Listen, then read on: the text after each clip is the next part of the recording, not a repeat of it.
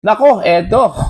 Magugulantan daw ang lahat, mga kabida, kung ihaharap na po, ng defense team yung kanilang surprise witnesses po, mga kabida, po. Kung meron ba po silang common witnesses, okay, meron din silang surprise witnesses. Alright? At hindi lang po isa, hindi lang po dalawa. Marami po, mga kabida, po. Out of 90 witnesses po, ng defense team, okay, karamihan daw doon mga kabida ay mga surprise witnesses. Kaya confidential po yung kanilang mga pangalan po, mga kabida, at hindi po nila isinali doon ho sa listahan po ng mga witnesses ng defense during the pre-trial brief, kasama po itong prosecution panel, mga kabida. Okay? Eto, magandang balita po ito, mula sa The Philippine Star, mga kabidan po. Babasahin ko muna, For security reasons, the defense team of impeached Vice President Sara Duterte has opted to keep secret the identities of some of its 90 witnesses. Bantakin nyo, ang dami pala, Okay? But would be ready to present them as surprise witnesses if necessary during her trial po, mga kabida. This was according to defense spokesperson Michael Pua in an interview with Billionaire News Channel, Okay? Pua also rejected insinuations that Duterte's legal team was just copying the witnesses of the House of Representatives prosecution panel. Oh, inakusahan pala, mga kabida, ito hong defense team na nangungupya lang po ng mga witnesses, mga kabida. Paano ko kopyahin po yung witnesses po ng prosecution? Meron po silang sarili pong witnesses eh. Kung nagkataon lang po mga kabida na magkapareha po yung kanilang mga witnesses, alright? Nagkataon lang po yun. Alright? Eto, tuloy po tayo. Ito yung sinabi po mga kabida ni Attorney Michael Pua po, I took exception to that because we're not copying their witnesses. We submitted a pre-trial brief at the same time. So it's not as if we copied it, but most are similar to the witnesses. Alright? Magkasabay po sila eh. Nag-submit po ng listahan po during the pre-trial brief. Paano ko kinupya yun, mga bida? Nagkataon lang talaga na magkapareho po sila ng isinabmit na mga witnesses po, mga kabida. Pero hindi ibig sabihin po na kinopya. Okay, hindi naman po talaga exclusive po ng prosecution yung kanilang witnesses eh. Pwede naman din tawagin po ng defense po yung mga witnesses po nila, mga kabida, po. Okay? It's a matter of strategy lang po yan, mga kabida, We did not include certain witnesses, especially their names, for security reasons. So maybe that's where our witnesses differ. Okay? Kung meron po silang common witnesses, mga kabida, alright? Ibig sabihin, magkapareho po yung witnesses po ng prosecution at saka ng defense. Meron din silang sariling witness o witnesses po, Surprise po ito. Confidential po, mga kabida. At hindi po pwedeng ibunyag yung mga kapangalan po nila, Okay? Baka gapangin na naman po. Alright? Eto, tuloy po tayo, mga kabida, po.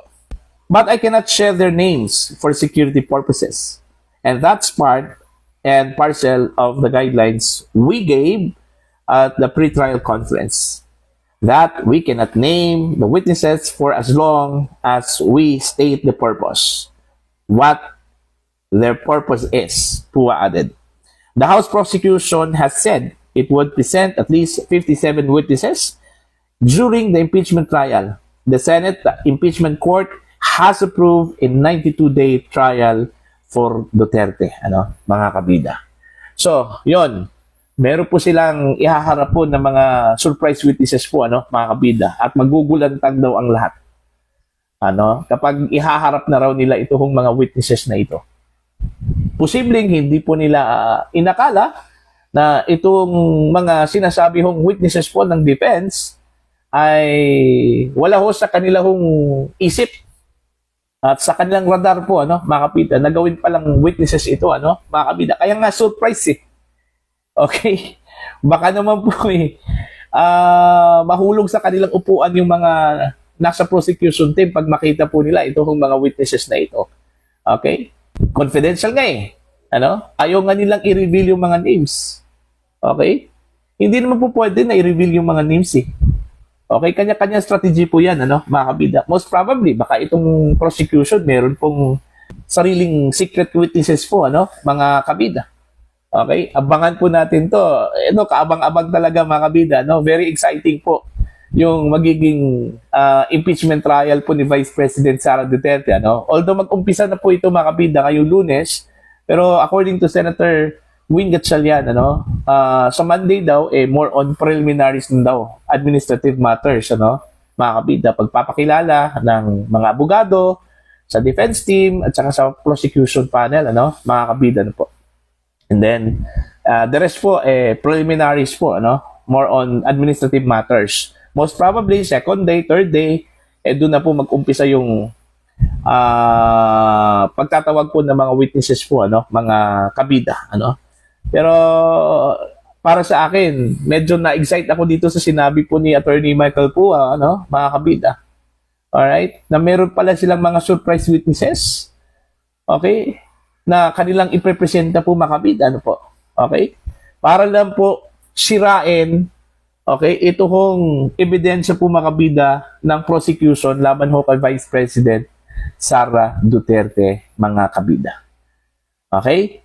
Now, ngayon, gusto ko ring malaman po, ano, at makita yung mga witnesses po. Although, karamihan po, mga kabida, sa mga pangalan po na nabasa po natin, ano, sa mga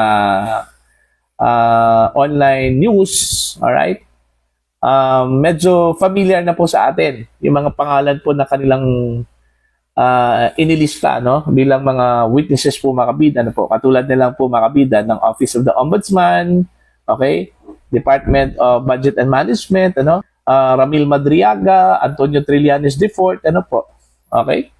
Pero ang gusto kong malaman po, mga kabida, yung sinasabi ho nilang si Mary Grace Piatos, okay, kasi i-represent daw nila, mga kabida, ito kung si Mary Grace Piatos. Buti pa nga sila eh, alam po nila kung sino si Mary Grace Piatos, ano, mga kabida. At once na i-represent nila yon, ano, mga kabida, sabi po ni Miss Malutikia, baka magkakaroon po ng problema po, ano, ito hong prosecution.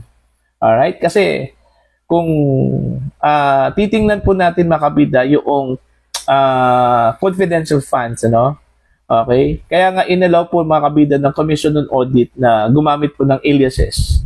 Kasi ayaw hong masunog yung totoong pangalan po ng mga beneficiaries po, ano, ng confidential funds. Tapos, here comes, i-present po, mga kabida, ng prosecution, ano? Gusto ko nilang sunugin. Okay? Pero titingnan natin kung ang i-present po nila ng Mary Grace Piatos po, mga kabida, yung Mary Grace Piatos talaga, ano, na party po ng beneficiaries po, ano, ng confidential funds. Baka naman po ibang Mary Grace Piatos yun, ano? Kasi ang pagkakaalam ko po, ang nakakaalam lang po kung sino yan si Mary Grace Piatos, ito hong Office of the Vice President. Kasi sa kanilang pera yun eh. Pondo nila yung ginamit po, ano, mga kabida. Confidential funds ni Vice President Sara Duterte, ano po. Diba? So, sila talaga may alam kung sino yan. Sino ang gumamit ng alias na Mary Grace Piatos. Tapos, sasabihin po ng prosecution na meron po silang Mary Grace Piatos, i-representa daw nila, ano, mga kabida. That's a violative na po doon ho sa confidentiality po, ano, ng aliases. Di ba? Ano na pong sasabihin po ng mga potential ng mga individuals, ano, na pwede hong gamitin po, ano, sa mga intelligence gathering, ano, mga kabida, kung ilalantad po yung totoong mga pangalan po nila, no, mga kabida. Okay? Just to prove na meron pong ginawang pagkamal po, no, ng pera ng gobyerno o ng taong bayan, ito hong si Vice President Sara Duterte. Diba? So, let's see. Titingnan natin. Kasi ang nauna sa listahan po si Mary Grace Piatos, ano, mga kabida. So, titingnan natin kung sino ba ito hong si Mary Grace Piatos na iprepresenta po, mga kabida, ng prosecution. Okay, ito ba yung Mayor Grace Piatos na naging bahagi po sa aktibidad ng Office of the Vice President, mga kabida? Beneficiary po ng confidential funds. Okay? That remains to be seen, mga kabida. Alright? Ito, magandang tingnan yan, At saksihan yung presentation po ni Mary Grace Piatos po ng prosecution. Alright? Mga kabida, po. Okay? So, that's it. Okay? Abangan natin to. Mag-umpisa na po itong impeachment trial on Monday. At abangan natin, mga kabida, yung sinasabi ho ni Attorney Michael Pua, na surprise witnesses na iprepresenta po, mga kabida, ng defense team at magugulantang daw, mga kabida, itong prosecution. Okay? Pag makikita ko nila kung sino itong mga surprise witnesses ng defense team, dito ho sa impeachment trial laban ho kay Vice President Sara Duterte, mga kabida.